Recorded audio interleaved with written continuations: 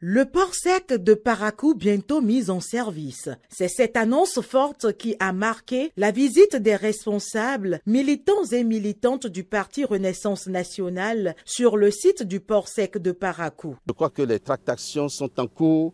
Le gouvernement a déjà donné son OK et bientôt je dévance les événements que la présidente me pardonne, avec la société Astral, ce port sec sera en activité. Je vous prierai d'aller au fond, vous allez voir la profondeur des lieux qui ont été remblayés. C'est des mètres sur des mètres pour avoir cette plateforme logistique. Quand on parle de plateforme logistique, on parle de transport, on parle de routes, on parle de magasins, on parle de toutes les activités qu'un port sec normal peut accomplir. Ici, sur ces lieux, on peut les accomplir. Les magasins qui sont là, c'est des centaines, des milliers de mètres carrés, prêts à fonctionner, prêts à recevoir des marchandises. Vous avez vu également les bureaux un peu partout, des ponts bascules. Il faut voir la hauteur, l'épaisseur des murs de clôture.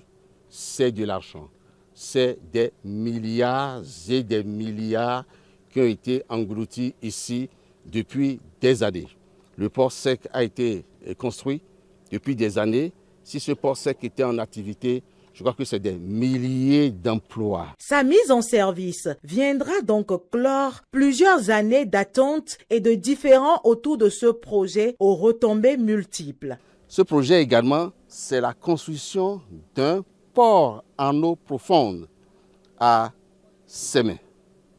Je parle de Sémé-Craqué, aéroport, Sémé et le port en eau profonde.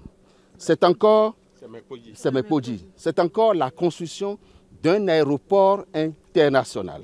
Vous voyez, c'est un projet gigantesque. Vous voyez, cet ensemble de projets qu'un seul individu, un seul Béninois patriote veut réaliser dans son pays.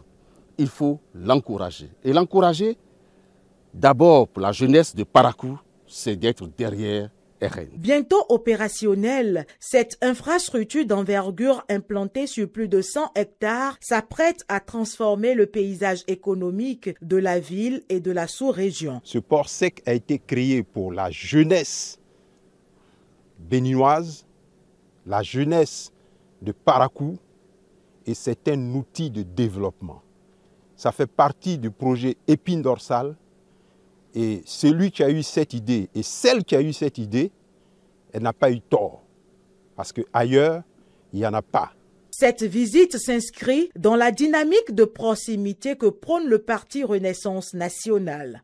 Les militants du parti seront les premiers à tirer profit des opportunités économiques offertes par ce nouveau hub de développement.